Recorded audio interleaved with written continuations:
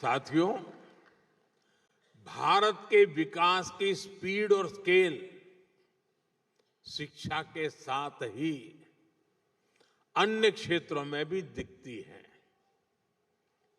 बीते 11 वर्षों में हमारी solar energy installed capacity 30 time बढ़ी है, 30 गुना बढ़ी है।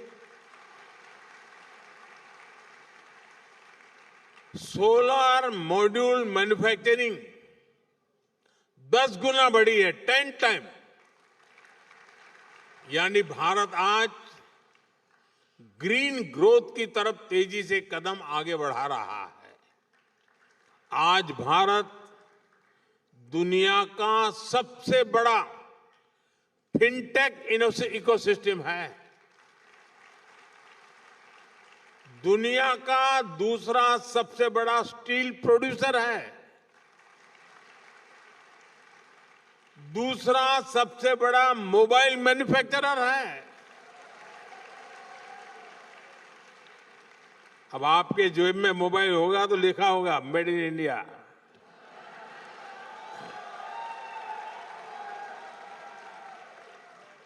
साथियों, आज जो भी भारत आता है तो हमारे आधुनिक इंफ्रास्ट्रक्चर को देखकर हैरान रह जाता है। ये इसलिए संभव हो पा रहा है क्योंकि बीते 11 वर्षों में हमने इंफ्रास्ट्रक्चर पर 5 गुना अधिक निवेश किया है, 5 टाइम मोर। एयरपोर्ट की संख्या डबल हो गई है। आज हर रोज पहले की तुलना में डबल स्पीड से हाईवे बन रहे हैं। तेज गति से रेल लाइन बिछ रही है। रेलवे का इलेक्ट्रिफिकेशन हो रहा है।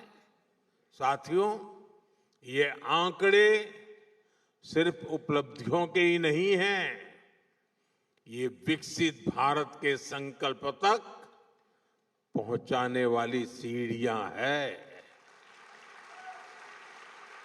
21वीं सदी का भारत बड़े फैसले लेता है, तेजी से निर्णय लेता है, बड़े लक्ष्यों के साथ आगे बढ़ता है और एक तय टाइमलाइन पर रिजल्ट लाकर ही दम लेता है। साथियों, मैं आपको गर्व की एक और बात बताता हूं। आज भारत दुनिया का सबसे बड़ा डिजिटल पब्लिक इंफ्रास्ट्रक्चर बना रहा है।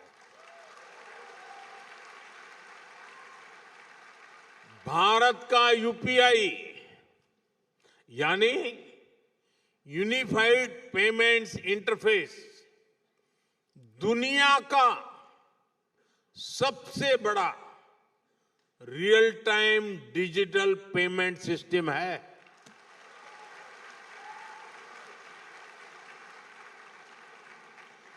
आपको यह बताने के लिए कि इस पेमेंट सिस्टम का स्केल क्या है, मैं एक छोटा सा एग्जांपल देता हूं। मुझे यहां आकर के करीब 30 मिनट हुए हैं, 30 मिनट्स हुए हैं।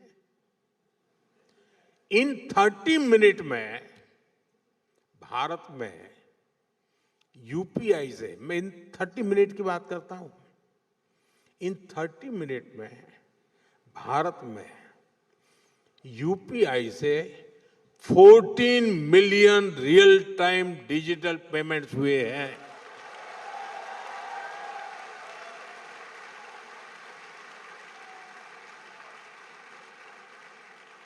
इन ट्रांजैक्शन की टोटल वैल्यू 20 बिलियन रुपीज है, उससे भी ज्यादा है।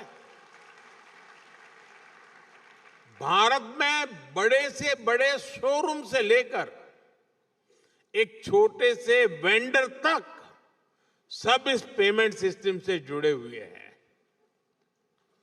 साथियों, यहां इतने सारे स्टूडेंट्स हैं, मैं आपको एक और दिलचस्प उदाहरण दूंगा। भारत के डिजी लॉकर की आधुनिक व्यवस्था बनाई है। भारत में बोर्ड के एग्जाम होते हैं तो मार्कशीट सीधी बच्चों के डिजी लॉकर अकाउंट में आ जाती है। जन्म से लेकर बूढ़ापे तक जो भी डॉक्यूमेंट सरकार जनरेट करती है वो डिजी लॉकर में रखा जा सकता है। ऐसे बहुत सारे डिजिटल सिस्टम आज भारत में ईज ऑफ लिविंग सुनिश्चित कर रहे हैं। साथियों, भारत के चंद्रयान का कमाल भी आप सभी ने देखा है।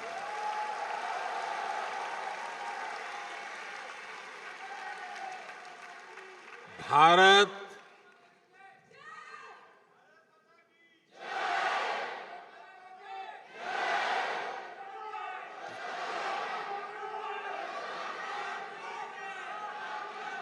साथियों, भारत दुनिया का पहला ऐसा देश है जो मून के साउथ पोल तक पहुंचा है। सिर्फ इतना ही नहीं, हमने एक बार में 104 सैटेलाइट्स को एक साथ लॉन्च करने का कीर्तिमान बनाया है।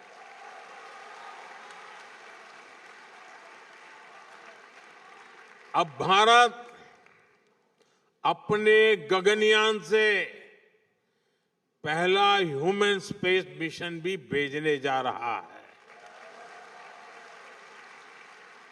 और वो समय भी दूर नहीं जब अंतरिक्ष में भारत का अपना खुद का स्पेस स्टेशन भी होगा।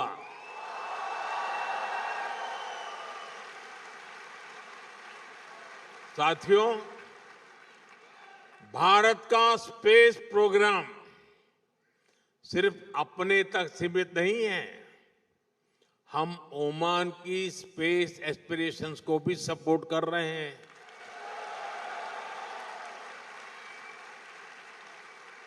6-7 साल पहले हमने स्पेस कोऑपरेशन को लेकर समझौता किया था। मुझे बताते हुए खुशी है कि इसरो ने इंडिया ओमान स्पेस पोर्टल विकसित किया है। अब हमारा प्रयास है कि ओमान के युवाओं को भी इस स्पेस पार्टनरशिप का लाभ मिले। मैं यहां बैठे स्टूडेंट्स को एक और जानकारी दूंगा। इसरो युविका YUVIKA युविका नाम से एक स्पेशल प्रोग्राम चलाता है। इसमें भारत के हजारों स्टूडेंट्स स्पेस साइंस से जुड़े हैं। अब हमारा प्रयास है इस प्रोग्राम में ओमानी स्टूडेंट्स को भी मौका मिले।